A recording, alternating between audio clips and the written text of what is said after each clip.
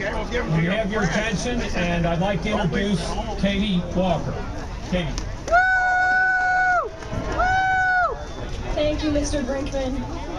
Ladies and gentlemen, it is an honor to be back here among you. Cincinnati, I think, has always been a central battleground in the soul of in the war for the soul of our nation, and it's because of people like you who are willing to be here year after year and organize events like this in the frigid cold like today, or through cutthroat political campaigns and marches and pamphleting and debating and the thousands of hours that I know so many of you log in front of Planned Parenthood.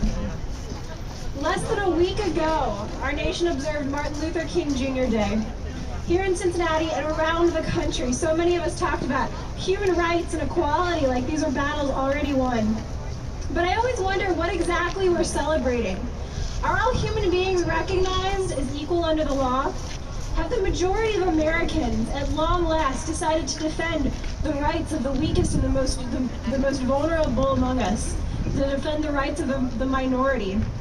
Of course, we all know the answer. Ladies and gentlemen, the civil rights movement is far, far from over. For over 3 decades now, beginning at almost the same time, most of our history books will tell us that the civil rights movement was winding down. The most vulnerable in our society have been legally and systematically slaughtered, legally burned, legally dismembered, legally thrown into trash cans and hauled away to mass graves. If a society will be judged by how it treats the least among us, ours fails miserably. But we know that an unjust law is no law at all. We know that human rights must begin in the womb.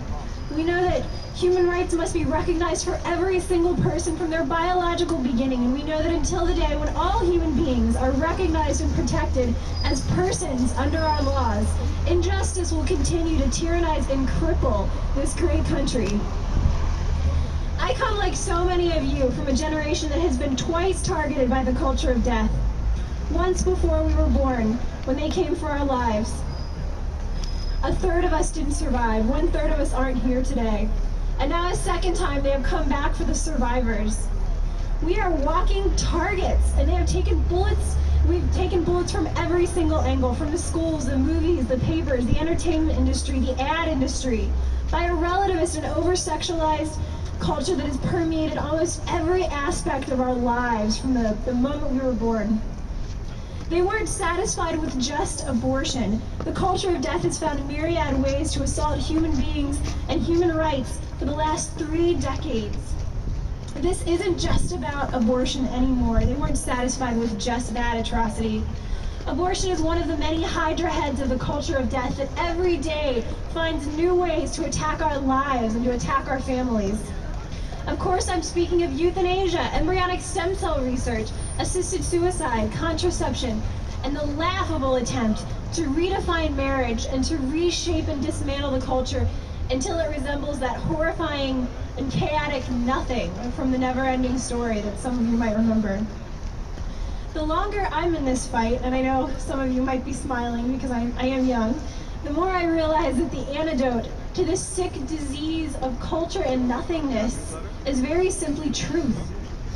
And we know that truth is a person. Truth has a human face and a human name. Truth himself was an all-powerful, almighty, one-celled human being, snuggled close and safe in the womb of his immaculate human mother. And it's for that reason that every human being, made in the image and likeness of God himself, from his or her very first moment has innate human dignity and is infinitely precious and infinitely valuable, every single one. Is it any wonder then that the devil specially targets those smallest children? He was crushed by one of them.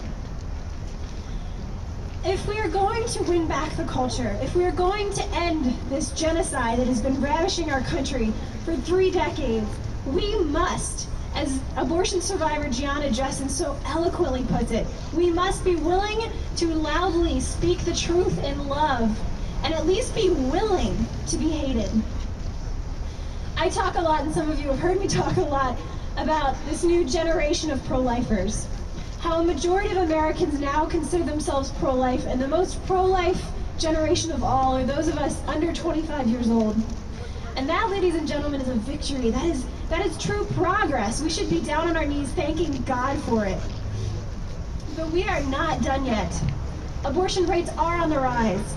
New ways to assault the family, to assault the God-given human rights of the weakest among us are coming to the front every day and spreading around the world like that giant malignant disease, like that nothing from the never-ending story that just terrified me as a child. Some of you might have heard this week about a horrific story out of Philadelphia. Dr. Kermit Gosnell's Abortion House of Horrors.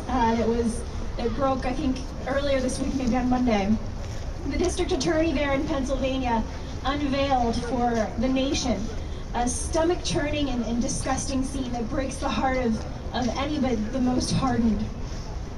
The question is, and the question that we as pro-lifers need to pose to society and to pose to everyone who's talking about this, and it's many people now, is how is Dr. Gosnell's late-term abortion business any different than any other abortion industry, any other abortion mill in this country? Dr. Gosnell was more honest with himself, maybe. He was more willing to acknowledge the truth of his grisly profession. But what happened in Pennsylvania is happening every day in this country. It's happening at the Mount Auburn abortion mill. It's happening everywhere, and it is no different. And we need to remind the world of that. So the question is, what are we going to do about this? On this anniversary of Roe v. Wade, Dr. Gosnell's abortion shop had some unintended consequences. It focused the attention of the nation, and for those of us in the pro-life movement, I hope and I pray that it jarred us out of our pro-life routines. Over 3 decades of justice denied in this country, we have to ask ourselves, is our pro-life activism becoming routine? Every January we attend the March for Life. Maybe every Saturday we say a rosary at Planned Parenthood.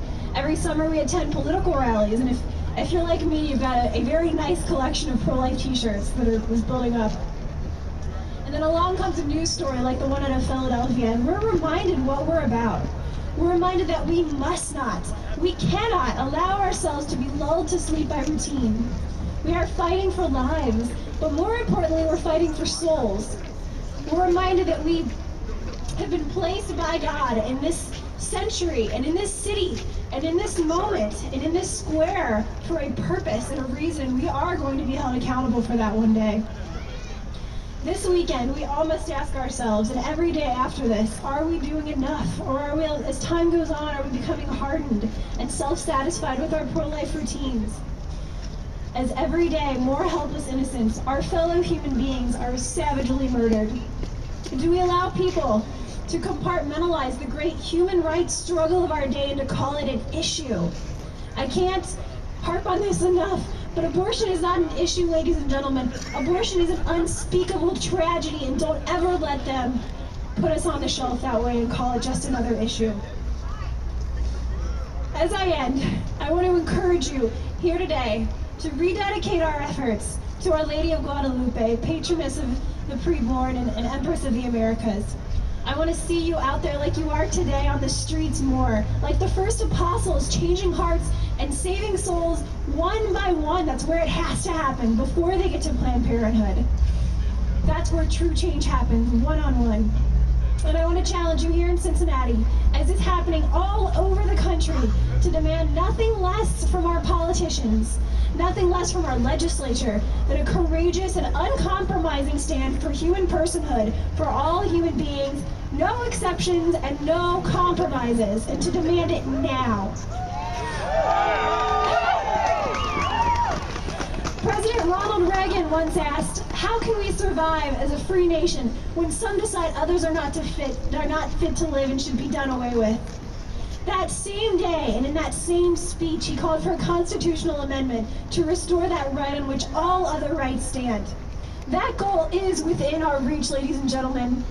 And on that day, we will be able to stand in this square and proclaim a victory for true civil rights, a victory for human rights, and most importantly, a victory for God. Thank you. Thank you very much, Katie. Katie, I have the privilege for the Pro-Life Committee to award you our 2011 Pro-Life Award in recognition of your consistent service for the sanctity and defense of human life from the moment of conception.